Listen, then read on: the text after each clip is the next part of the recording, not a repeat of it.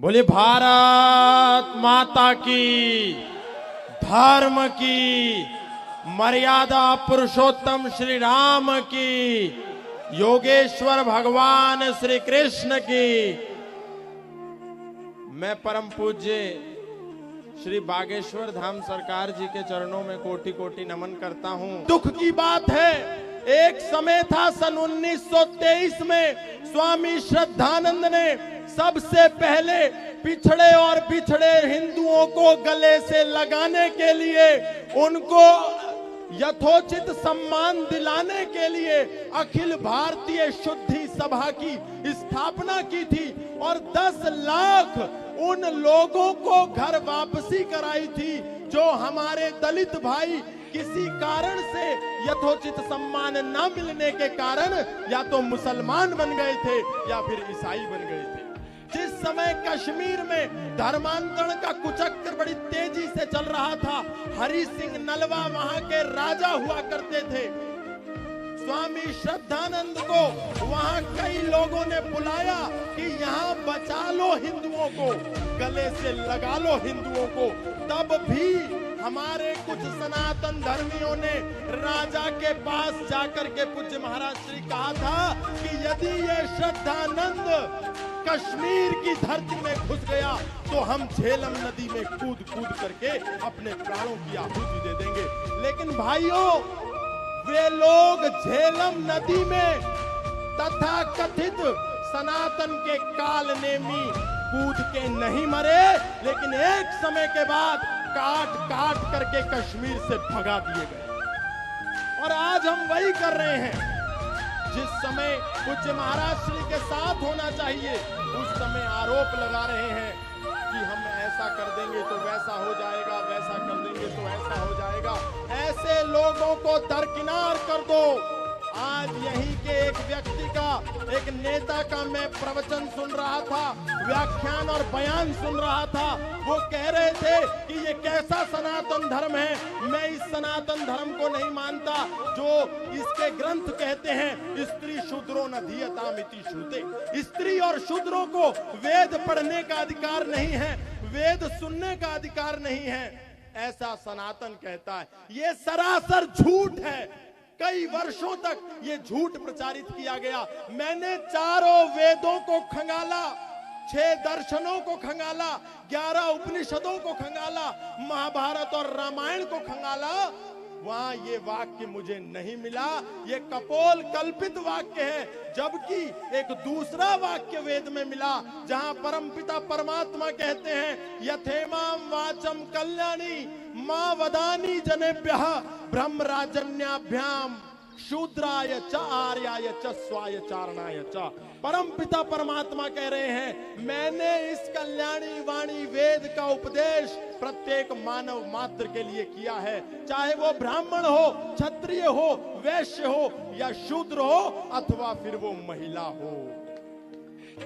इसलिए मैं कहना चाहता हूं हिंदुओं, अपने ग्रंथों को पढ़ो।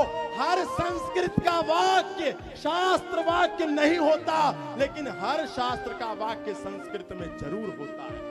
इस अंतर को समझो। कोई भी आता है, हमारे सनातन ग्रंथों के पढ़ने के अभाव के कारण कुछ भी उल्टा सीधा बोलता है, हम उसको स्वीकार कर लेते हैं।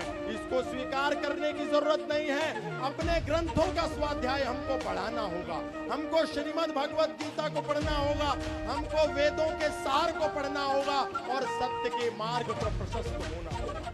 मैं आप लोगों से कहना चाहता हूँ, अभी आदरणीय श्रद्धामयी दीदी बता रही थी, काजल जी, कि कैसे हमको बेवकूफ बनाया जाता है। हम तो अपने मंदिरों में कहते हैं ओम भूर्भुवः स्वः तत्सवितुर्वरेण्यं भर्गो देवस्य धीमहि धियो यो न प्रचोदयात्।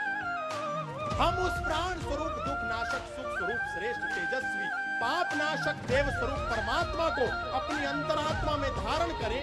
वह परमात्मा हमारी बुद्धि को सन्मार्ग की ओर प्रेरित करे। May Almighty illuminate our intellect towards the righteous path। हम तो ये प्रार्थना करते हैं ईश्वर से। हम तो हमारे मंदिर में सुबह और शाम एक ही आवाज आती है, धर्म की जय हो, अधर्म का विनाश हो, प्राणियों में सद्भावना और विश्व का कल्याण। लेकिन चूंकि हम संस्कृत नहीं जानते, क्योंकि हम अपने ग्रंथों को नहीं जानते, तो हम सोचते हैं जैसे हम संस्कृत ईश्वर से कामना कर रहे हैं सबके कल्याण की। सर्वे भवन्तु सुखिनः, सर्वे सन्तु निरामया, सर्वे भद्राणि पश्यन्तु मा कश्चित् दुःख भाग् भवेत्। ऐसे ही ये दिन में 5 बार जो आवाज आती है, ये अपनों की उपासना कर रहे होंगे, अपनों की इबादत कर रहे होंगे। क्योंकि हम संस्कृत नहीं जानते तो अरबी का तो सवाल ही पैदा नहीं होता। इसीलिए हमको लगता है अरे उनमें भी शामिल हो जाओ, जबकि वास्तविकता है कि जो 5 बार आवाज आ रही है वो किसी की इबादत नहीं है, अपितु प्रत्येक हिंदू को चुनौती है। और वो कह रहे हैं कि ला इलाहा इल्लल्लाह मुहम्मदुर रसूलुल्लाह, अशहदु अल्ला इलाहा इल्लल्लाहु व अशहदु अन मुहम्मदन अब्दुहु व रसूलुहु। वो कह रहे हैं अल्लाह ताला के सिवा कोई इबादत करने योग्य नहीं है और मोहम्मद साहब के सिवा उसका कोई रसूल नहीं है। हमको लगता है इबादत कर रहे हैं, इबादत नहीं कर रहे। हमको चेतावनी दे रहे हैं कि अल्लाह के सिवा यदि राम की यात्रा निकाली तो पत्थर बरसाने के लिए हम तैयार बैठे हैं।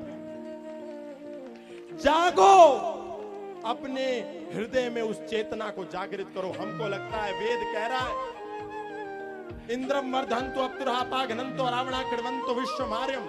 दुनिया का इतिहास है 1,98,08,53,125 वर्ष पुरातन वैदिक संस्कृति के इतिहास के एक भी पन्ने में हम ऐसा पन्ना नहीं निकाल के ला पाएंगे जिसमें सनातन को किसी पर तलवार के आधार पर थोपा हो, किसी को लालच के आधार पर सनातनी बनाया हो। सनातन का प्रचार यदि कभी हुआ है तो वो केवल और केवल विचार के आधार पर हुआ है। लोग आए और आकर के सनातनी बन गए। सनातन का सिद्धांत इतना गहरा था कि मौलाना महबूब अली आए, उन्होंने वेद को पढ़ा और महेंद्र पाल आर्य बन गए।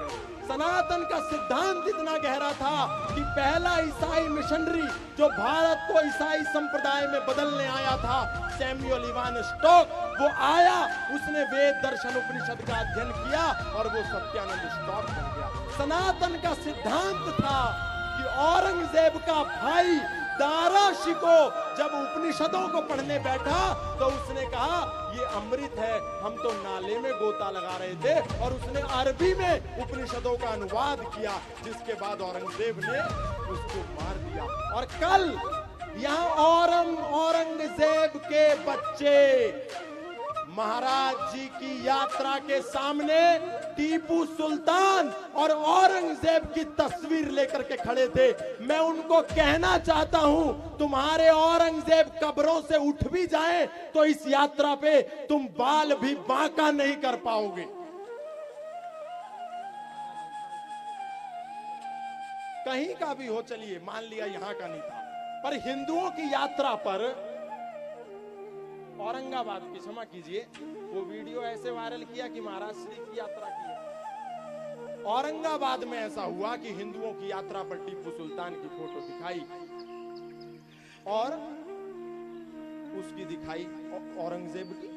तो ये हमारे को क्या दिखाना चाहते हैं? मैं सनातन धर्म के इस सबसे बड़े मंच से कहना चाहता हूं, मुसलमानों, तुमको यदि इस देश में अशफाक उल्लाह खां का जूता भी अपने घर में लगाना है तो लगा लो, हम उसकी पूजा करेंगे। अब्दुल कलाम के जूते की भी पूजा करेंगे, लेकिन हम इस देश में जिन्ना, तैमूर लंग, टीपू सुल्तान को कभी सम्मान नहीं देंगे।